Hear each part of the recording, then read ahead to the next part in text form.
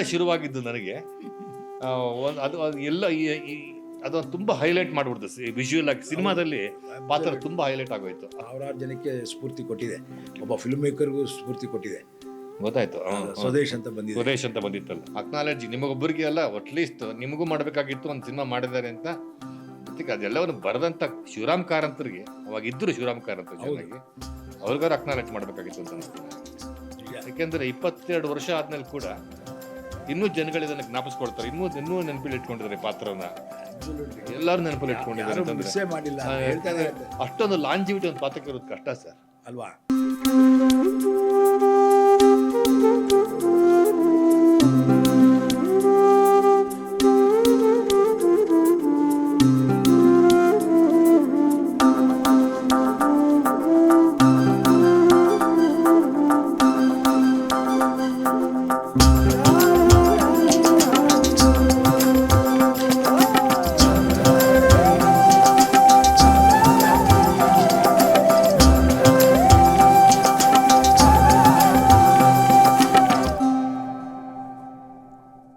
ಒಂದು ಪ್ರಿಪರೇಷನ್ ಅಂತ ಇರುತ್ತಲ್ಲ ಸರ್, ಒಂದು ಪ್ರಾಡಕ್ಟ್ ತರೋದಕ್ಕೆ ಮುಂಚೆ ಅದು ಕಂಪ್ಲೀಟ್ ಆಗಿರ್ಬೇಕಲ್ವಾ. ಅಂಡ್ ನಮ್ಮ ಎಕಾನಮಿ ಏನಪ್ಪಾ ಅಂದ್ರೆ less shooting, less days of shooting, more of home work and less of shooting. ಅದೇ ಅವ್ರು ಹೇಳ್ತಾ ಇದ್ರು, ಯಾವ್ದೋ ಸ್ಪೀಲ್ಬರ್ಗ್ ಸಿನಿಮಾ ಶಿಂಡ್ಲರ್ಸ್ ಲಿಸ್ಟ್ ಅಂತದ್ದು, ಅಷ್ಟು ದೊಡ್ಡ ಸಿನಿಮಾ, ಪ್ರಿಪರೇಷನ್ 3 ವರ್ಷ ಅಂತ ಸರ್, ಶೂಟಿಂಗ್ 81 ದಿನ. ಅದನ್ನ ನಾನು ಈಗ ಆಗ್ಲೇ ಹೇಳಿದ್ದು 2001 ಇದ್ರ ಸ್ಕ್ರಿಪ್ಟ್ ವರ್ಕ್ ಶುರು ಮಾಡಿದ್ದು. ವರದಣ್ಣ ನಾನು ಕೂತ್ಕೊಂಡಿದ್ದು 2001 2003 ನಾವು ಶೂಟಿಂಗ್ ಮಾಡಿದ್ದು. 59 ದಿನದಲ್ಲಿ ಮಾಡಿದ್ದೀರ. ನನಗಿನ್ನೂ ನಂಬಿಕೆನೇ ಬರ್ತಾ ಇಲ್ಲ, ಯಾಕೆಂದ್ರೆ ನನಗೆ ನಾವು ದಿನಗಳ ಲೆಕ್ಕನೇ ಆಗ್ತಿರ್ಲಿಲ್ಲ ಅವಾಗೆಲ್ಲ. ಅದ್ರ ಬಗ್ಗೆ ಯೋಚನೆ, ಸಿನಿಮಾ ಕಮಿಟ್ ಆಗಿದ್ವಿ. ಅದ್ರ ಜೊತೆಗೆ it was a great pleasure.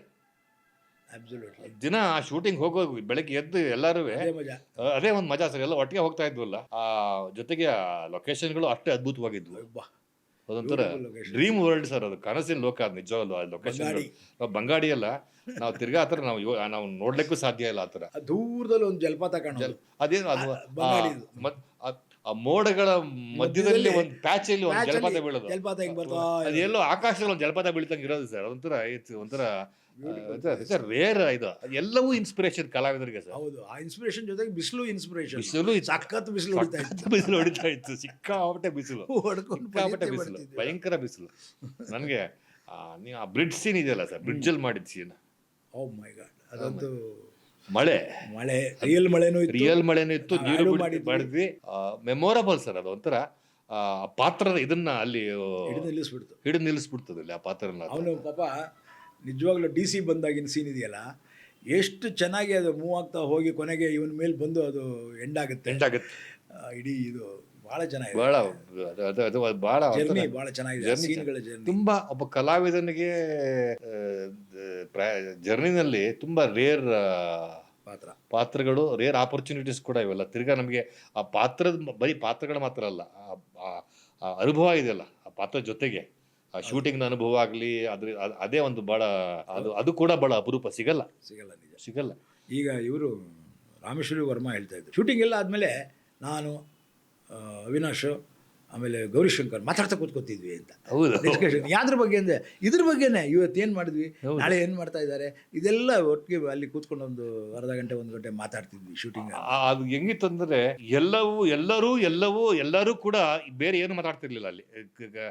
Gauri Shankar ಅವರು ನನ್ನ ರೂಮ್ ಬಂದರೆ ನಾಳೆ ಬಗ್ಗೆನೇ ಮಾತಾಡೋರು, ಏನು ಮಾಡಬೇಕು ಶೂಟಿಂಗ್ ಬಗ್ಗೆ ಅಥವಾ ಇವತ್ತು ತೆಗೆದಿದ್ರ ಬಗ್ಗೆ. ರಾಮೇಶ್ವರ ನಮ್ಮ ರಾಜು ಆನಂದ್ ಸಮಯ ಬಂದರೂ ಅದೇನೇ ಮಾತಾಡೋಣ. ಸೊ ಎಲ್ಲರೂ ಒಂದು ರೀತಿಯಲ್ಲಿ ನೀವು ಸಾರ್ ನೀವು ಹೇಳ್ದಂಗೆ ಟೀಮ್ ವರ್ಕ್ ಅಲ್ಲ. I mean everybody was involved, so involved. ಆ ಇನ್ವಾಲ್ವ್ ಆಗೋದಕ್ಕೆ ಕಾರಣ ನೀವು, ಅದು ಬೇರೆ ವಿಚಾರ. ಆ ಇನ್ವಾಲ್ವ್ ಆಗೋದಕ್ಕೆ ಕಾರಣ ಯಾಕಂದ್ರೆ ನಿಜವಾಗ್ಲೂ ದೊಡ್ಡ ಮಟ್ಟದ ಕನಸು ಕಂಡಿದ್ದು ಸಿನಿಮಾ. ತುಂಬಾ ಒಂಥರ ದೊಡ್ಡ ಮಟ್ಟದಲ್ಲಿ, ಒಂದು ಅರ್ಥದಲ್ಲಿ ಅದು ಇನ್ನಷ್ಟು ಸಾವಿರಾರು ಜನಕ್ಕೆ ಸ್ಫೂರ್ತಿ ಕೊಟ್ಟಿದೆ, ಒಬ್ಬ ಫಿಲ್ಮ್ ಮೇಕರ್ಗೂ ಸ್ಫೂರ್ತಿ ಕೊಟ್ಟಿದೆ. ಗೊತ್ತಾಯ್ತು. ಸ್ವದೇಶ್ ಅಂತ ಬಂದಿತ್ತಲ್ಲ, ಇದು 2003 ಬಂದಿತ್ತು. ಸ್ವದೇಶ್ ಇತ್ತೀಚೆಗೆ ಈಗ 2004 ಬಂತು ಸ್ವದೇಶ. 2003 ನಮ್ದು ರಿಲೀಸು 2nd 10/2003. ಇದು ಸ್ವದೇಶಿ, ಇದು ಅದು ನಮ್ಮ ಚಿಗುರಿದ ಕನಸು. ಅವ್ರದ್ದು 17th December 2004. ಓಹೋ, ನೆಕ್ಸ್ಟ್ ಇಯರ್. ಕಂಪ್ಯಾರಿಟಿವ್ಲಿ ಈ ಸಿನಿಮಾ ಮೊದಲು ಬಂದಿದೆ ಅಂತ ಯಾರಿಗೂ ಗೊತ್ತಿರಲಿಲ್ವಾ? ಯಾಕೆ ಗೊತ್ತು? ಅಥವಾ ಇಂಡಸ್ಟ್ರಿಯಲ್ಲಿ ಇದ್ದವ್ರಿಗೆ ಗೊತ್ತಿರಲಿಲ್ವಾ? ಎಲ್ಲರಿಗೂ ಗೊತ್ತಿತ್ತಲ್ಲ ಸರ್, ಯಾಕೆ ಗೊತ್ತಿರಕ್ಕೆ ಸಾಧ್ಯ ಇಲ್ಲ? ರಿಲೀಸ್ ಆದಮೇಲೆ ಅಷ್ಟು ಗೊತ್ತಿಲ್ಲದೆ ಇರುವಂಥ ಸಿನಿಮಾ ಅಲ್ವಲ್ಲ ಇದು. ಖಂಡಿತವಾಗ್ಲೂ ಅಲ್ಲ, ಖಂಡಿತವಾಗ್ಲೂ ಅಲ್ಲ. ಶಿವರಾಮ್ ಕಾರಂತಜ್ಜ ಇರುವಾಗ ಅಲ್ವಾ? 1951ರಲ್ಲಿ ಬರೆದ ಕತೆ, ಕಾದಂಬರಿ ಅದು. ನಾವು ಸಿನಿಮಾ ಮಾಡೋ ಹೊತ್ತಿಗೆ ಅದು ಆಲ್ರೆಡಿ 52 ವರ್ಷ ಹಳೇದಾಗ್ಬಿಟ್ಟಿತ್ತು. ಹಳೇದಾಗ್ಬಿಟ್ಟಿತ್ತು. ಅದನ್ನ ಇಟ್ಕೊಂಡು ನಾವು ಕೆಲಸ ಮಾಡಿ ಒಂದು ಹಿಸ್ಟ್ರಿ ಕ್ರಿಯೇಟ್. ಹೌದು, ಅಕ್ನಾಲೆಡ್ಜ್ ಮಾಡಬೇಕಾಗಿತ್ತು ಅಂತ ಅನಿಸ್ತು ನನಗೆ. ಅಕ್ನಾಲೆಡ್ಜ್ ಮಾಡಬೇಕಾಗಿತ್ತು. ಅಕ್ನಾಲೆಡ್ಜ್ ನಿಮಗೊಬ್ಬರಿಗೆ ಅಲ್ಲ, ಅಟ್ಲೀಸ್ಟ್ ನಿಮಗೂ ಮಾಡಬೇಕಾಗಿತ್ತು ಒಂದು ಸಿನಿಮಾ ಮಾಡಿದ್ದಾರೆ ಅಂತ. ಜೊತೆಗೆ ಅದೆಲ್ಲವನ್ನು ಬರೆದಂಥ ಶಿವರಾಮ್ ಕಾರಂತರಿಗೆ, ಅವಾಗ ಇದ್ದರು ಶಿವರಾಮ್ ಕಾರಂತ ಜೊತೆಗೆ, ಅವ್ರಿಗಾರು ಅಕ್ನಾಲೆಡ್ಜ್ ಮಾಡಬೇಕಾಗಿತ್ತು ಅಂತ ಅನಿಸ್ತು ನನಗೆ. ಅದನ್ನು ಹಾಗೆ ತಿಳಿಸ್ಬಿಡೋದಿದೆಯಲ್ಲ, ಅಯ್ಯಪ್ಪ, ಅದು ಒಬ್ಬ ಜ್ಞಾನಪೀಠ ಪ್ರಶಸ್ತಿ ವಿಜೇತರು, ಜೊತೆಗೆ ಅಷ್ಟು ದೊಡ್ಡ ಒಂಥರ ಪ್ರಾಬಬಲಿ ಕನ್ನಡ ಭಾಷೆಗೆ ಒಂದು ಅಸ್ಮಿತೆಯನ್ನು, ಶಕ್ತಿಯನ್ನು ತುಂಬ ನಿಜವಾಗಲೂ ಪ್ರಾಬಬಲಿ ನಮ್ಮ ಅನ್ಫಾರ್ಚುನೇಟ್ಲಿ ನಮ್ಮಲ್ಲಿ ಇದನ್ನ ಸರಿಯಾಗಿ ಗ್ಲೋಬಲ್ ಆಗಿ ತರ್ಜುಮೆ ಮಾಡೋರಿಲ್ಲ ಇಂಗ್ಲೀಷ್ಗೆ. ಹಾಗಾಗಿದ್ದರೆ ಇವ್ರಿಗೆಲ್ಲರೂ ನೊಬೆಲ್ ಪ್ರೈಸ್ ತಗೊಳ್ಳುವಂಥ ಬರಹ ರೈಟರ್ಗಳು ಇವರೆಲ್ಲರೂ. ಅಂಥವ್ರನ್ನ ನೀವು ಅಕ್ನಾಲೆಡ್ಜ್ ಕೂಡ ಮಾಡದೆ ಹೋಗ್ಬಿಟ್ರೆ ದೊಡ್ಡ ತಪ್ಪದು, ತುಂಬ ದೊಡ್ಡ ತಪ್ಪು.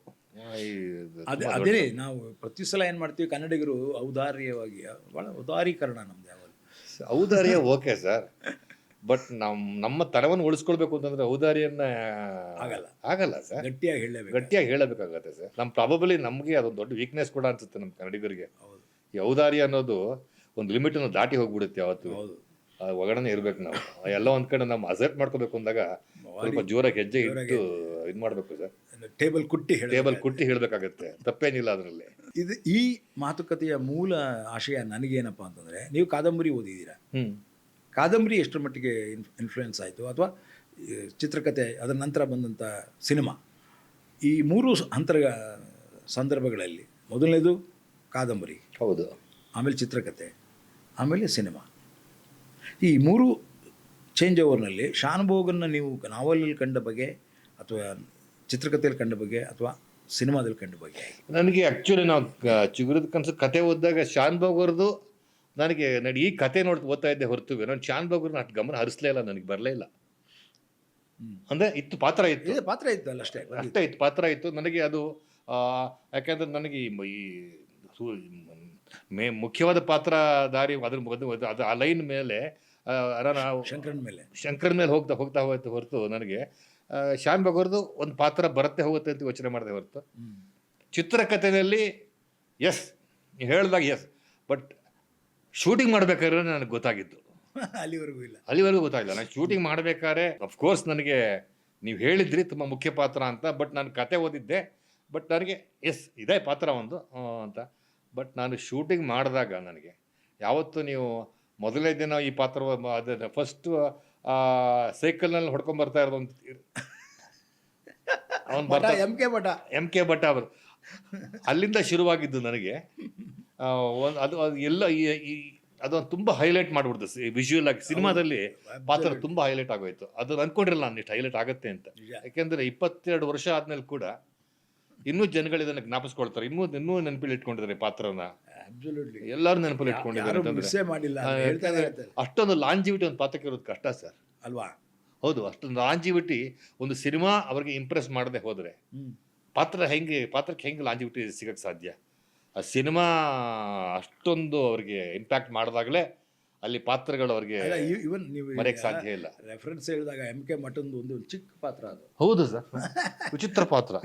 ಒಂದು ಎರಡೇ ದಿವಸ ಶೂಟ್ ಮಾಡಿದ್ದು ಅವ್ರು. 2 ದಿವಸ, ಫಸ್ಟ್ ದಿವಸ ಒಂದು ಸೀನು, ನನಗೆ ಅವ್ರು ಬಂದಾಗ ಅವ್ರ ಪಿಚ್ ಇತ್ತಲ್ಲ ಸರ್, ವಾಯ್ಸ್ ಪಿಚ್, ಓ ಅಂತ ಮಾತಾಡೋರಲ್ಲ, ಅದೇ ಬಹಳ ಫ್ಯಾಸಿನೇಟಿಂಗ್ ಆಗಿತ್ತು ನನಗೆ. ಈ ಕಡೆ ತೀರದಿಂದ ಆ ಕಡೆ ತೀರ ಕೇಳೋಷ್ಟು ನನಗೆ ಭಾಳ ಖುಷಿಯಾಗಿದ್ದು ಅದೇನೆ. ಸಣ್ಣ ಸಣ್ಣ ಪಾತ್ರಗಳು ಕೂಡ, ಬಂಗ ಮಾಸ್ಟ್ರು, ಈ ಸೈಕಲ್ ಹೊಡೆಯೋರು, ಒಬ್ಬೊಬ್ಬರು ಅವ್ರವ್ರ ಕಾಂಟ್ರಿಬ್ಯೂಷನ್ ಭಾಳ ಚೆನ್ನಾಗಿ ಮಾಡಿ. ರಾಜು ಆನಂದ ಸ್ವಾಮಿ ಜೊತೆ ಅವ್ನ ಫ್ರೆಂಡ್ದು ಒಂದು ಸರ್ಕಲ್ ಇತ್ತು, ಬನಾರಸ್ದು. ಅದು ತುಂಬ ಚೆನ್ನಾಗಿದೆ ಸರ್.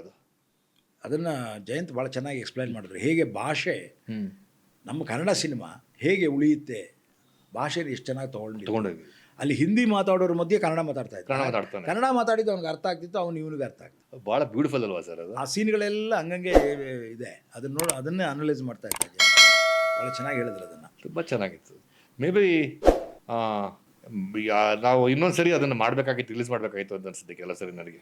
ಅಬ್ಸಲ್ಯೂಟ್ಲಿ. ಈಗ ಮೇಡಮ್ ಅದು ರಾಮೇಶ್ವರ ಇನ್ನೊಂದ್ಸರಿ ನಾವು ರಿಲೀಸ್ ಮಾಡಬೇಕಾಗಿತ್ತು, ಎಲ್ಲೋ we are ahead of time ಏನು ಅವಾಗ ಅಂತ ಅನಿಸ್ತು ನನಗೆ. ಅಬ್ಸಲ್ಯೂಟ್ಲಿ. ಈಗ it was very badly in need ಅನಿಸ್ತು ನನಗೆ. ಪ್ರತಿಯೊಂದು ಪಾತ್ರ ಅದರ ಆಶಯ ಇವುಗಳನ್ನ ಗಮನಿಸಿದಾಗ actually we are badly in need. ಭಾಳ ಪ್ರಸ್ತುತವಾಗಿದೆ ಆಕ್ಚುಲಿ ಭಾಳ ಪ್ರಸ್ತುತವಾಗಿದೆ. ರೀವರ್ಕ್ ಮಾಡಿ ರೀರನ್ಗೆ ಬಿಟ್ರೆ I think it will have a very good. ಅದೇ ಸರ್, ಅದೊಂಥರ ಪ್ರೋಗ್ರೆಸಿವ್ ಥಾಟ್ ಇರೋಂಥ ಒಬ್ಬ ವ್ಯಕ್ತಿ, ಒಬ್ಬ ಸ್ಟಾಗ್ನೆಂಟ್ ಆಗಿರೋ ಒಬ್ಬ ವ್ಯಕ್ತಿ ಥಾಟ್ಸಲ್ಲಿ, ಅದರಲ್ಲಿ ಎರಡು ಕಾಂಟ್ರಾಸ್ಟಿಂಗ್ ಇದು ಅಲ್ವಾ. ಪ್ರೋಗ್ರೆಸ್ ವರ್ಸಸ್ ಇದು ಇವತ್ತಿಗೂ ಅದು ಪ್ರಸ್ತುತ. ನಮ್ಮ ದೇಶದಲ್ಲಿ ಯಾವತ್ತೂ ಪ್ರಸ್ತುತ ಸರ್ ಅದು. ಚೆನ್ನಾಗಿದೆ ಇದು. ಇಡೀ ದೇಶದಲ್ಲಿ ಅದಕ್ಕೆ ಶಿವರಾಮ್ ಕಾರಂತರು ಅಷ್ಟು ಮಟ್ಟಿಗೆ ಹೃದಯದ ಒಳಗಡೆ ಬಂದು. ಹೌದು ಹೌದು ಹೌದು. ಅದಲ್ಲದೆ ಈಗ ಅಲ್ಲಿ ನಿನ್ನ ಹೆಂಡತಿ ಪಾತ್ರ ಒಬ್ಬರಿದ್ದಾರೆ, ಮಗಳು ಶ್ರೀಮತಿ ಪಾತ್ರ ಒಂದಿದೆ. ಸೊ ಇದಲ್ಲದೆ ಪಕ್ಕ ಎಳ್ಚಿತ್ತಾಯರು ನಮ್ಮ ಅವನು ಎಳ್ಚಿತ್ತಾಯರು ಆ ಪಾತ್ರ ಮರೆಯಕ್ಕೆ ಸಾಧ್ಯ ಇಲ್ಲ ಸರ್. ನೋಡೋಕೆ ಪುಟಾಣಿ ಇದೆ, ಬಟ್ ತುಂಬಾ ನೋಡಿ ಇಂಪ್ಯಾಕ್ಟ್ ತುಂಬಾ ಇದೆ ಸರ್ ಆ ಪಾತ್ರ. ಮುತ್ಯ ಎಳ್ಚಿತ್ತಾಯರು ಕೂಡ ತುಂಬಾ ಒಂಥರ ಒಳ್ಳೆ ವ್ಯಕ್ತಿ, ವೆರಿ ಹೆಲ್ಪ್ಫುಲ್ ನೇಚರ್. ಏನಾಗಲಿ ಕೆಲಸ ಆಗಬೇಕು, ಅದು ಆಗೋ ಥರ ಏನಾದ್ರು ಮಾಡಿ ಅಂತ. ಶಾನುಭೋಗರಿಗೆ ಒಂದು ಸೀನ್ ಇದೆ, ಅಲ್ಲಿ ಬರ್ತಾನೆ, ಇದು ಬ್ರಿಡ್ಜ್ ರೆಡಿ ಆಗಿಬಿಟ್ಟಿರುತ್ತೆ. ಇವರಿಗೆ ಯಾರು ಇಲ್ಲ ಸುತ್ತ. ಸೊ ನೀರಲ್ಲಿ ಇಳಿಯೋದಕ್ಕೆ ಚಪ್ಪಲಿ ಬಿಟ್ಬಿಟ್ಟು ಚಪ್ಪಲಿ ಕೈಲಿ ಇಟ್ಕೊಂಡಿರ್ತಾರೆ. ಹೌದೌದು, ಆ ಸೀನು ಹೌದು. ಈಗ ಬರ್ತಿರಲ್ಲ ಅನ್ಕೊಂಡು ಮೆಲ್ಲಗೆ ಬಂದು ಇನ್ನೇನು ಬ್ರಿಡ್ಜಿಗೆ ಕ್ರಾಸ್ ಮಾಡಿ ಓಡ್ಬೇಕು. ಅರ್ಧ ಬ್ರಿಡ್ಜಲ್ಲಿ ಇರ್ಬೇಕಾರೆ ಅವನು ಅಲ್ಲಿಂದ ವಾಯ್ಸ್ ಕೇಳುತ್ತೆ. ಓ, ನೀವು ಬರೋದೇ ಇಲ್ಲ, ಬ್ರಿಡ್ಜ್ ಹತ್ತೋದೇ ಇಲ್ಲ ಅಂದವ್ರು ಹತ್ತು ಬಿಟ್ಟು ಶಪಥ ತಗೊಂಡಿರ್ತಾನಲ್ಲ ಶಾನ್ಭೋಗ, ಶಪಥ ಮಾಡಿರ್ತಾನಲ್ಲ ಹತ್ತಲ್ಲ ಅಂತ. ಅದಕ್ಕೆ ಹತ್ತಲ್ಲ ಅಂದ್ರೆ ಹತ್ತು ಬಿಟ್ಟಿದ್ದೀರಿ ಇದ್ರೆ ಎಲ್ಲ ಸರಿ ಕಟ್ಟಿದ್ದಾನೆ ನೋಡ್ಲಿಕ್ಕೆ ಅಲ್ಲೇ ಜಂಪ್ ಮಾಡ್ತಾನೆ, ಆ ಕಡೆ ಈ ಕಡೆ ಜಂಪ್ ಮಾಡಿ ತೋರಿಸ್ತಾ ಇರೋದಲ್ಲ. ಆಮೇಲೆ ಹತ್ತಿರ ಹೋದ್ಮೇಲೆ ಇದು ಬ್ರಿಡ್ಜ್ ಮೇಲೆ ಇದ್ದೀರಿ, ಚಪ್ಪಲಿ ಹಾಕೋಬಹುದು ನೀವು, ಚಪ್ಪಲಿ ಕೈಯಲ್ಲೇ ಇಟ್ಕೊಂಡಿರ್ತಾನೆ. Subtle very subtle humour. ಆ ಹ್ಯೂಮರ್ನ ಜೊತೆಯಲ್ಲೇ ಒಂದು ಬ್ಯೂಟಿಫುಲ್ ಆಗಿ ಅವರಿಬ್ಬರೇ ಎರಡೇ ಕ್ಯಾರೆಕ್ಟರ್. ಹೌದು. ಅಂದರೆ ಈ ಥರ ಸಣ್ಣ ಸೀನ್ಗಳು ಕೂಡ ಹೌದು ಭಾಳ ಬ್ಯೂಟಿಫುಲ್ ಇಂಟರ್ನೆಟ್ಟಿಂಗ್ ಆಗಿದೆ, ತುಂಬ ಚೆನ್ನಾಗಿದೆ. ಅದ್ರ ಜೊತೆಗೆ ಅವನ ಹೆಂಡತಿ ಜೊತೆ ಕೂಡ ಅಲ್ಲೆಲ್ಲೋ ಅವನ ಹೆಂಡತಿ ಜೊತೆಲಿ ಮಾತ್ರ ನನಗೆ ಸ್ವಲ್ಪ ಒಂಥರ ಒಂದು ಸ್ವಲ್ಪ ಮನುಷ್ಯ ಇಲ್ವಾ ಅಂತ ಅನಿಸ್ಬಿಡೋದು ನನಗೆ. ಅವನ ಹೆಂಡತಿ ಜೊತೆ ಪಾತ್ರಗಳು ನೋಡ್ಬೇಕಾದ್ರೆ ತುಂಬ ಶಾವಿನಿಸ್ಟಿಕ್ ಅನ್ನಿಸ್ತಾ ಇತ್ತು ನನಗೆ. ಮಾಡ್ಬೇಕು ಅನಿಸ್ತಾ ಇತ್ತು. ಇಷ್ಟೊಂದು ಹೊರಟಾಗಿ ಮಳೆಯಲ್ಲಿ ಎಳ್ಕೊಂಡು ಇಷ್ಟೊಂದು ಬೇಕಾ ಬಟ್ ಅದು ಸಿನಿಮಾ ನೋಡೋದಕ್ಕೆ ಬೇಕು ಅಂತ ಅನ್ನಿಸ್ತು ಆ ಪಾತ್ರಕ್ಕೆ. ಅದೊಂದೇ ಆ ರೀತಿಯಲ್ಲಿ ತನ್ನ ಇಡೀ ಇದನ್ನ ನೇರವಾಗಿ ಹೇಳಕ್ ಹೊರಟೋವಂಥದ್ದು. ಉಳಿದವರೆಲ್ಲ ಮಾಡ್ತಾ ಇರ್ತಾರೆ, ಅದು ಆಗ್ತಾ ಇರುತ್ತೆ, ನೇರವಾಗಿ ಹೇಳೋದೇ ಇಲ್ಲ. ಶ್ರೀಮತಿ ಕೂಡ ಅವನ್ನ ಪ್ರೀತಿಸ್ತೀನಿ, ಮದುವೆ ಆಗು ಅಂತ ಹೇಳೋದೇ ಇಲ್ಲ. ಅದು ಅಜ್ಜಿ ಹೇಳಿದ್ದು ಅಂತ ಅವಳ ಮುಖಾಂತರ ಹೋಗ್ತಿರ್ತಾಳು. ಸೊ ಎಲ್ಲರೂ ಹಾಗೇನೆ ನೇರವಾಗಿ ಅದು ಶಾನ್ಭೋಗನ ಫೇಸ್ ಮಾಡೋಕ್ಕೆ ಯಾರೂ ಸಿದ್ರಿಲ್ಲ, ಅಟ್ ದಿ ಸೇಮ್ ಟೈಮ್ ಕಳ್ಕೊಳ್ಳೋಕ್ಕೂ ಸಿದ್ಧ ಇಲ್ಲ.